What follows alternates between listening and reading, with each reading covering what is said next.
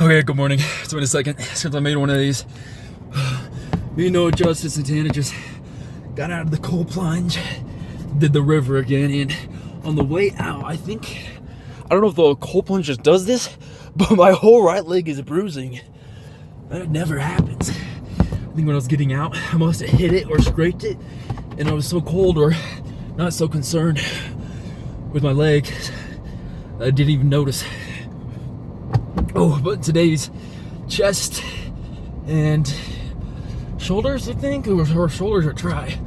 I wrote it down somewhere. I figured it out. Other eventful things. Good sleep and a cold plunge will solve any problems of existentialism. Last night I was like all in a daze of, and it was a weird one. So you know when you're like, oh gosh, all the regrets in life are coming to me. They're haunting me now. And I feel like I've become inadequate and not lived up to the expectations that were set for my existence. But last night I was doing that, but I was like reasonable. I was like, oh, like I don't feel like bad about myself. But I'm like, dang. There are things I definitely did not do right. And I dislike that I've not yet gone and attempted to resolve those things. Oh.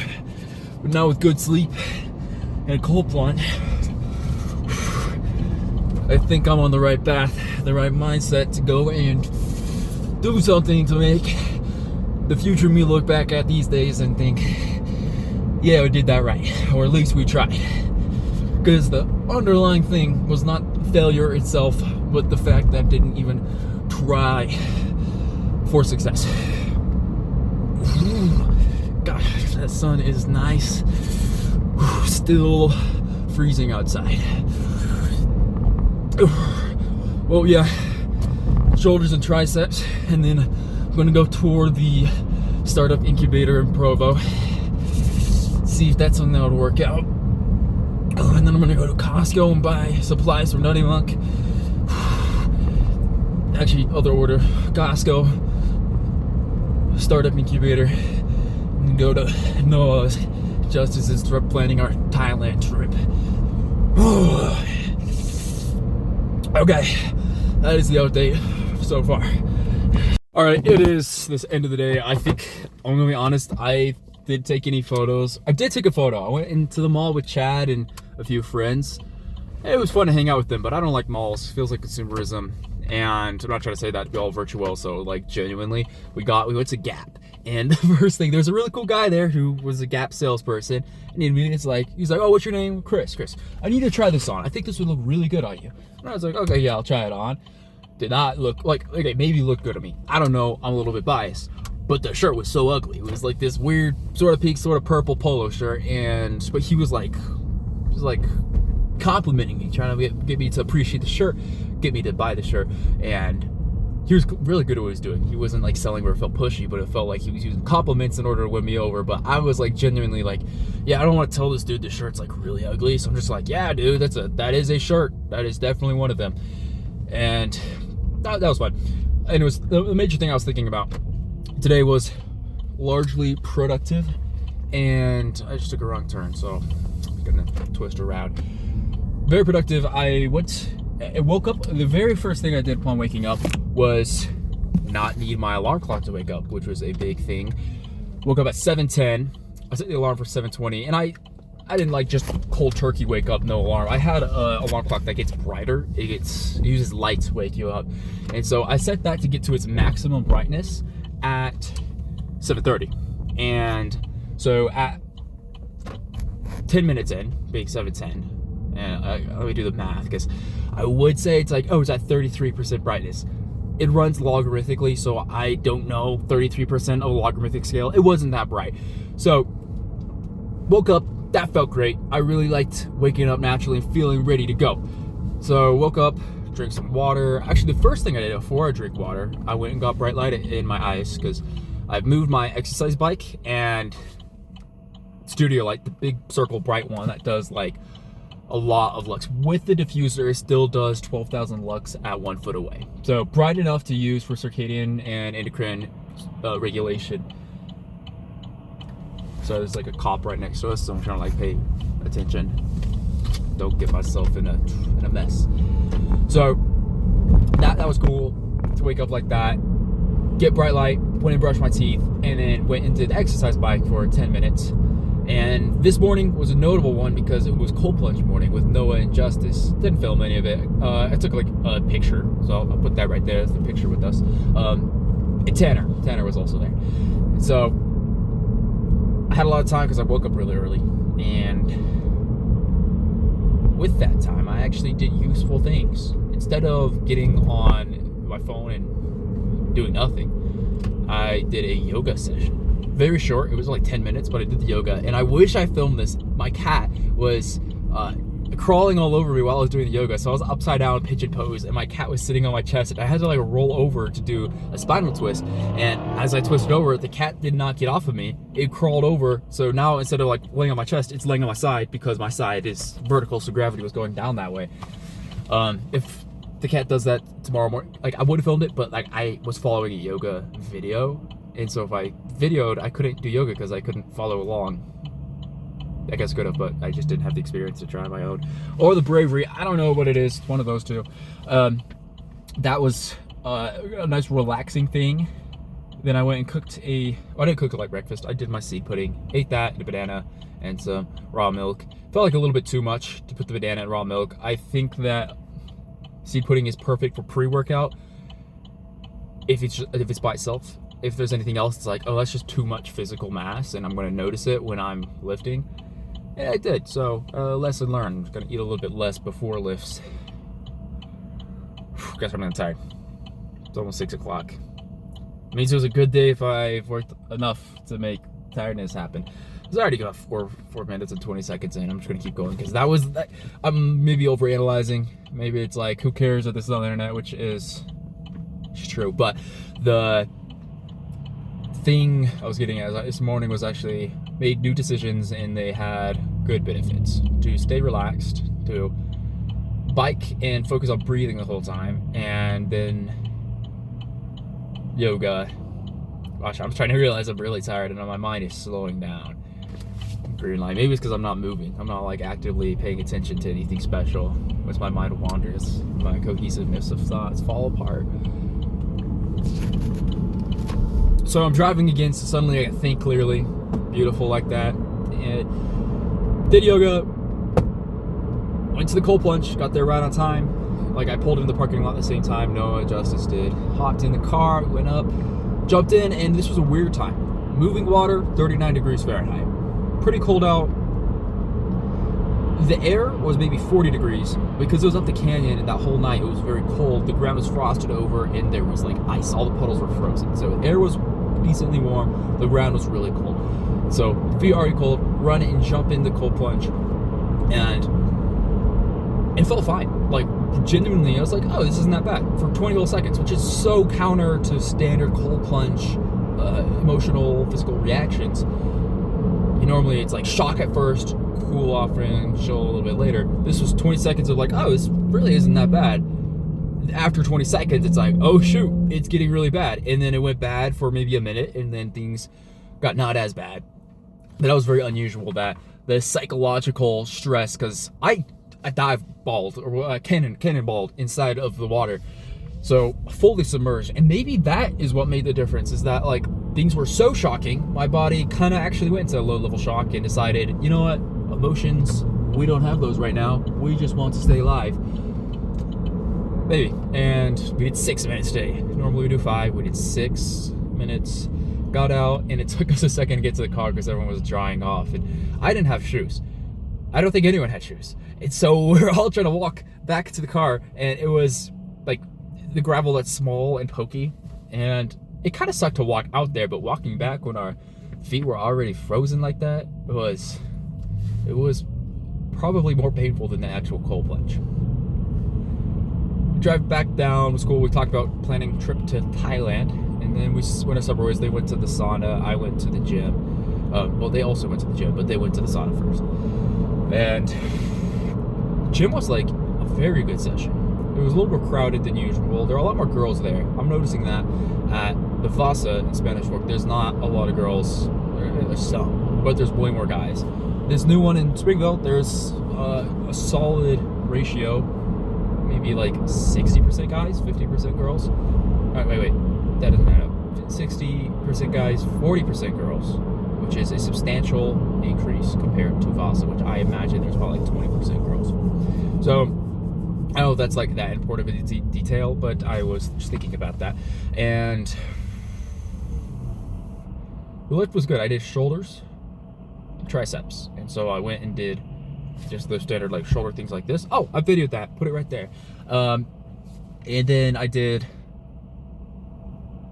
tricep overhead, and it was like a machine, but it was kind of like doing a shoulder press but with your hands behind your head, and I was able to lift a lot heavier for that weight than I expected and got a really nice pump. Then I went and did this new exercise I've never done. It's a dumbbell front lateral raise, so it's like your arms are straight and you go from all the way by your hips all the way above your head, and so it's like but I can't because the steering wheel's in front of me, but like this all the way above head all the way to thighs. And I did 3 or 4 rounds of that, 12 reps. I think I did like 10 reps on the first few. But I think something with the cold plunge, I felt much more capable of lifting heavier weights. And so I did 20 pounds, and I was like, oh, that actually kind of burns. And I was like, the perfect weight right here would be 40 pounds. There was no 40-pound dumbbell, there was only 50. So I went up in weight, and I could still do it. The last last set, maybe the last 5, my left shoulder was kind of clicking. And oh gosh, I'm just poking at it right now, and it is tender, so. Oh my gosh, yeah, I'm gonna have to go do the massage gun on that. That was cool, because I saw on Instagram, like, oh, that's a unique movement, and I could totally see that, like, improving shoulder definition, but also seems highly functional to be able to manipulate your body in that way. There's so much traffic. I'm gonna get home very late. That was cool. After that, I did a tricep exercise. I guess it wasn't that good because I don't really remember it.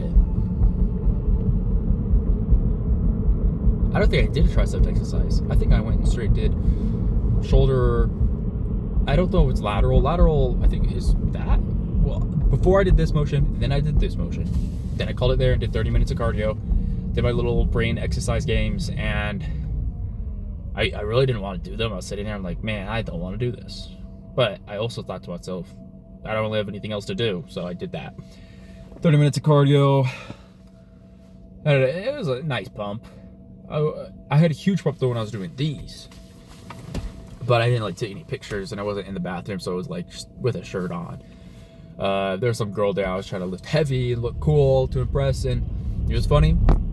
Oh, that's the last exercise I did. I did shoulder shrugs. But I noticed, because I was doing pretty heavy weights, I was doing 100-pound dumbbells for the shoulder shrugs, which I think anyone can do, but it's more like getting them in position. I noticed all the guys were like paying attention, but none of the girls. All the guys are like, oh, that's actually quite a lot of weight. None of the girls, that's not what they care about.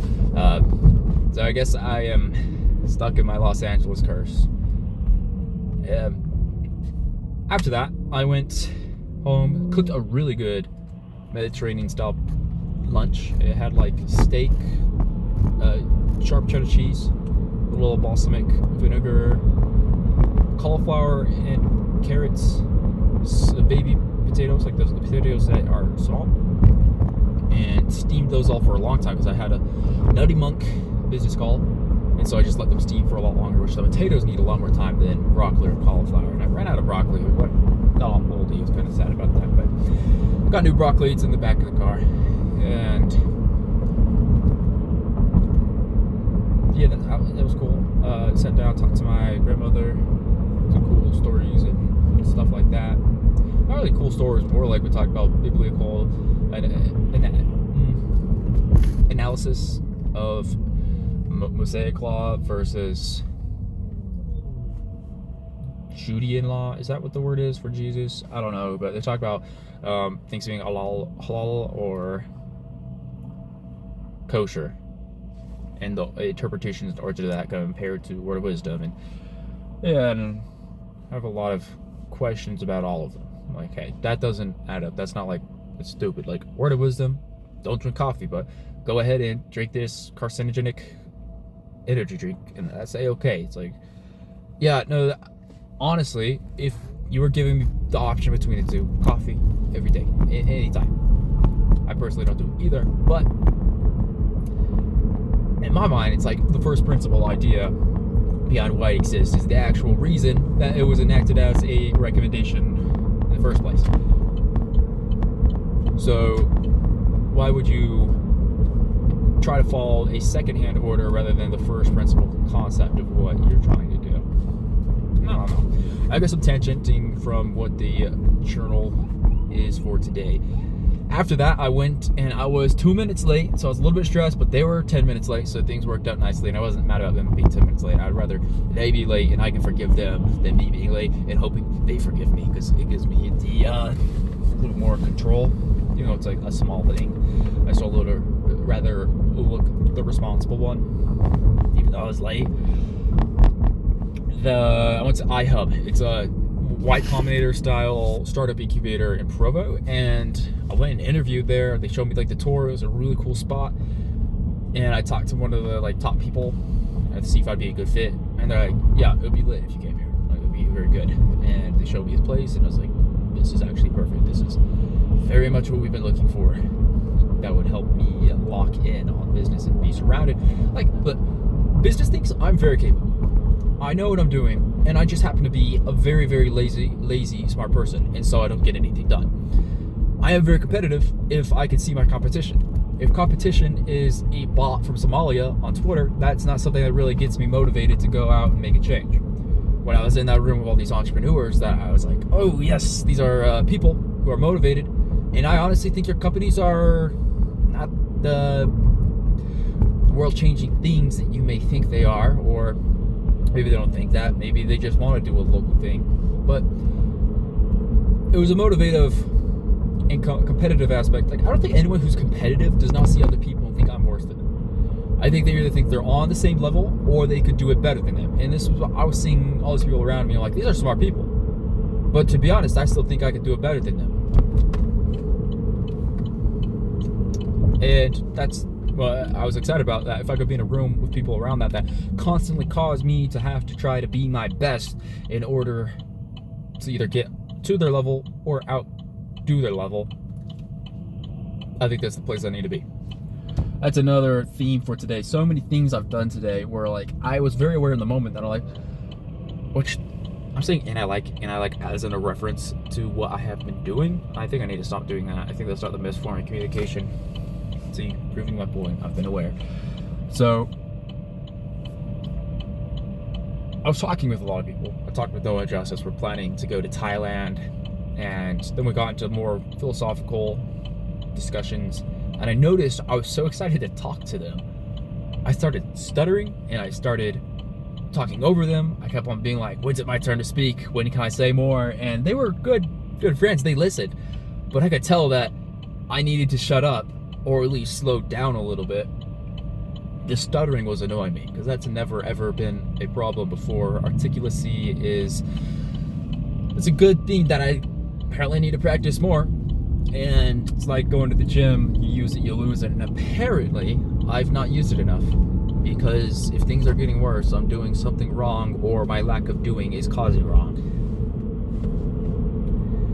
Regardless, it was very fun to talk to them. We talked about doing a newsletter, substack style, just once a week, send 3 things that we've learned, quotes, concepts, and try to teach it in as few words as possible, similar to Modern Wisdom, Chris Williamson's email list. Noah was talking a lot about how if you read things, or I think it was Justice, one of them, it was about if you learn with the intention of teaching, you actually internalize and understand these concepts vastly better. And also the act of crafting something into a digestible format for other people to understand, the act of you doing that is almost like a JPEG zip file. That's not how it works. JPEG compression is a thing, but also like a zip file on a computer. You're able to store more files with less recall requirements, less data, so it's like blocking that information into one. I guess I'm overcomplicating it, but essentially, to teach and be understood, it takes effort to make the things you understand teachable. And in the process of creating what you know or what you were learning into a teachable format, you are causing yourself to learn and comprehend the subject at a much deeper level. So that was really fun. So we thought, hey, let's start Substacks. And even right now, it's probably just going to be each of us. But what we promise is that we'll send one out once a week, and we're going to make it good. Because if I send an email list to all my friends like, hey, I'm trying this thing, and it's probably going to suck, that's like giving yourself an excuse to not try hard. And where we're going to grow from that.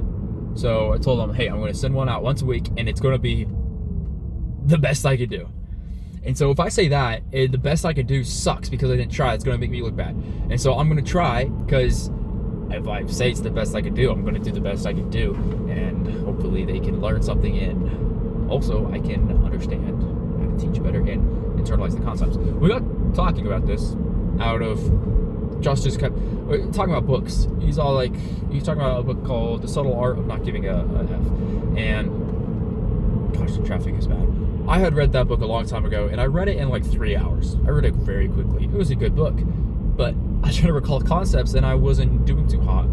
All I could remember was the title and a few podcasts I'd listened to him on. I only remember a few stories from the book. Justice pulls out his notes app, and it's like, oh, remember this. I wrote things down about it. It's like, whoa, you internalize things far better than me, and it's been a long time since you've read it, but your recall is stronger because you've actually took the time and the effort to digest the information to make it into usable energy. Makes sense? You can intake a lot of info, but like some people have bad metabolism. How could we I like this concept. Information metabolism. How well can you digest information into something useful? Into energy that you can either put out or utilize. Okay. This is going to be my first email list. Information metabolism. And maybe we gotta think of a better catchphrase for it that'll sound nice, or metabolic. Okay, I'll think about that later. Well, after this, when I write my email list. If you want to join the email list, link in the description, Substack. Check it out. Noah had a different approach. Instead of taking notes physically, he was talking about Jordan Peterson's book, We Who Wrestle with God, and I was like, oh, I listened to that one. I was like, I listened to that one too, but I feel bad because I haven't read it. And I was like, well, I haven't read it either, but I'd say that's like the same thing. It's like, no. Certain books there's so much content, I can't listen. I have to read it and actually stop and actually think about the things I've just read. And I started thinking, okay, so you didn't actually stop and write physical notes, but your care to ponder, comprehend, and if the word is right, metabolize the information you just received, your recall has improved very, very much. So that was another way of increasing his informational metabolism.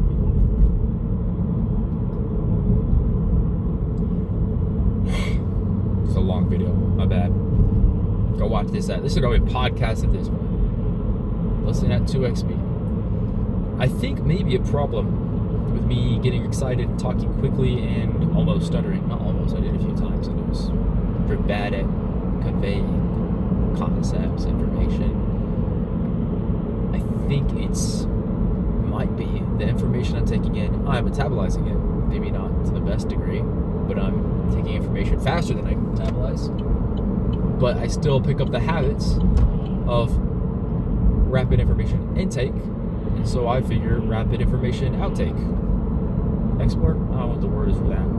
Basically, I'm saying I talk at 2x speed, or I was when I was excited, and that was not twice as effective of a tool for communicating to other people, getting ideas across and conveyed, but it was, in fact, worse.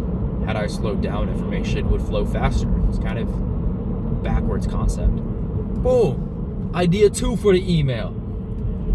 Faster information, unless you're a computer, does not inherently mean information is being sent faster. It might be being sent fast, but it might not being received fast. That's what Talon told me about. I was talking about, I think I put this in the vlog the other day. I was trying to explain to a sister, do we have free will or not? And I talked very fast and gave her no time to think. So information may have been sent very quickly, and it might have been useless, well, not useless, but very disjointed information that was difficult to connect and digest. And me putting it in a very processed process is a jumbled form of information, plus no time to digest the information. It's a combination of, wow, information was sent, but nothing was metabolized.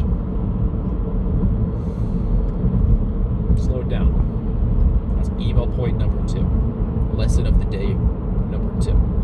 I like these friends because they make me have to think on my own, and I feel like I've come up with maybe not original concepts, but in my mind, I've not heard anyone talk about information metabolism. And when I post this video, I'm gonna go Google it, and it's gonna be a thing already. But I'm just gonna, like, in my moment, feel a little cheerful that I've maybe come up with an original thought, independent of the other thoughts that other people have already created it. But I get to pretend that I've come up with this on my own. The day continues. I then left their place. Talk about Thailand. Maybe I'll go with them, maybe not, but I'm happy they're going, and hopefully I'll be able to go a few weeks with them, depending on just how busy things go. Went to the mall with Chad and Garrett and Jeremy. Malls are interesting places. Oh, this is funny.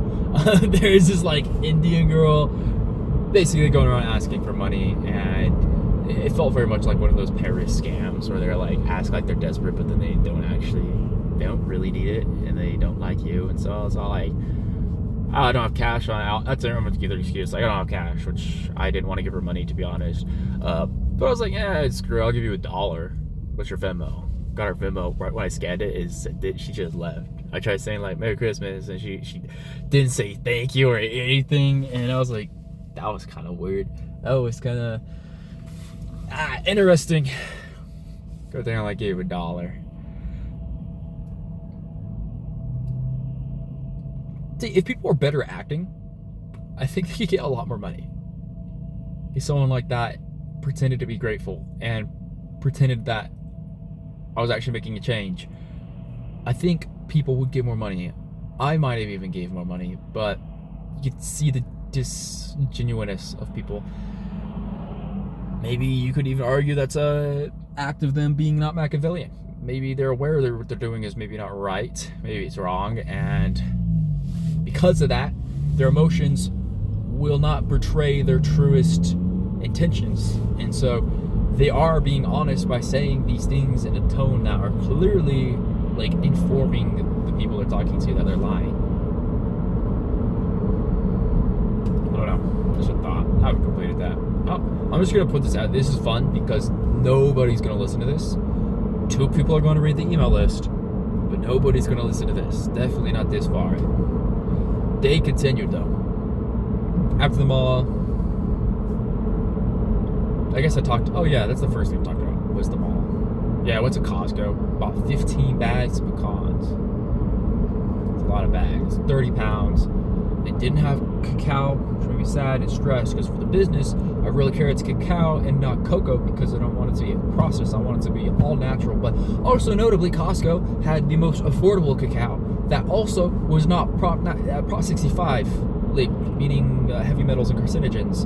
In the state of California, classified it as that. Most cacao is that way because just the plant naturally absorbs a lot of heavy metals. So these ones didn't, and they were fair trade, ethically sourced, like the perfect combo. And I really am scared that they won't be selling at Costco because how am I going to get a reasonable margin to put it in a product? I need to start searching his backup in case that falls through. Oh my gosh, my left calf is not my right calf. I don't know. I did legs yesterday, and both my legs, I used them both the same, especially on calf raises. I used 2 legs at the same time. Left calf is sore, right calf is perfectly fine. Yeah. So that gets us to now. We're in the car, and I'm talking to the camera, and I'm slowing things down a little bit, I think. And I realize I sound a little weird when I talk to myself. I don't think I talk like this when I'm around people. That begs the next question. If I want to improve my communication skills, the way I say my words and carry my ideas, if I practice that in the car every single day, I know it'll improve my general conversations with in-person people a lot better. Maybe not a lot, but it will have a non-zero effect. But where does it cap off? Where does it plateau?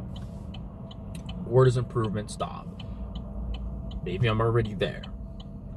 Because it seems that the way I talk in my car to myself, and camera happens to be going, does not translate or carry over very well to when I'm having conversations with friends and get excited about things and talk too fast, stutter, and talk at 2x speed, but send information at half the quality, half the bit rate. I was thinking there was going to be like a little McConaughey level poem right there. I could have made a bumper sticker, but mine wasn't sharp enough, wasn't fast enough. I'll get them next time though.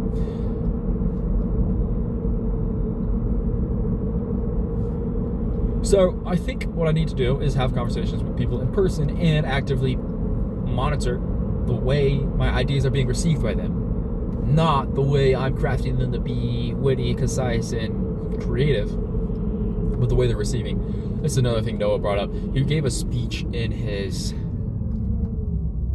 public speaking class, and he said he got 130% on the speech. It was that good. And everyone was giving compliments. Teacher said like that was like the best speech like we've ever had here. So obviously 130% checks out. She backed up what she was saying. But he said the idea came from a podcast. It was Jordan Peterson and Tony Robbins, and Jordan Peterson's asking Tony Robbins about how were you able to like be on stage and create. Did it stop? No, please go. Sorry, my headphone made a weird noise. It sounded like a whoosh, like a ghost. Kind of weird that the video stopped. Anyways, said like, how do you go up there for so long every day and keep providing helpful value? And Tony basically said, I'm thinking purely about the audience and how I can provide the most value to them. It's nothing to do with me. Purely, how can I get this information and help these people? And so Noah's talking about when he did his presentation, when you're purely thinking about the audience, you're thinking about giving, you don't think about the way your hands are, you don't think about pacing the stage properly. You focus on the output, the end goal. And a lot of people sometimes focus on the way their hands are, the way they walk back and forth, but they miss the whole point of doing the speech, and then don't give a good speech. It's kind of like secondhand or correlative factors. The example I brought up, I don't know if it's the best one, but it's that testosterone is correlated with success, or I think it was like testosterone is often perceived as more attractive by women, and so a lot of people chase having high testosterone. But in reality, the reason testosterone is chased by attractive women is that people who often have high testosterone are those who go and achieve great things. Or the other way around. People who achieve great things often have high testosterone. I think that's the right way. And so because of that, we have a societal or interconscious, like we have a concept, or the user, the person, the perceiver, the audience, the reader, they have a perception that therefore testosterone is a good thing, or like let's say we're the perspective of women. It's not actually the testosterone that is the attractive factor. It is the fact that they are achievers and go-getters that's attractive. And so people optimize for high testosterone. They're missing the whole point of what the goal was. If your goal was to get women to like you, or your goal was to be an achiever, you should do those things. You should be an achiever, not a testosterone chaser. Second order goals. Missing the mark. You could be very good at missing the mark by shooting the wrong target. You would get a perfect target on the wrong one, but it's still not your goal. High testosterone, no accomplishments. Feel good about yourself? Probably not. Okay, I'm almost out now, so I'm going to end this. 31 minutes, gosh, and there's like 2 minutes at the beginning. Long video. It smells like baked ham in here. It's kind of weird. I've not baked any ham in here, so this is something I should investigate. That's it. Good night.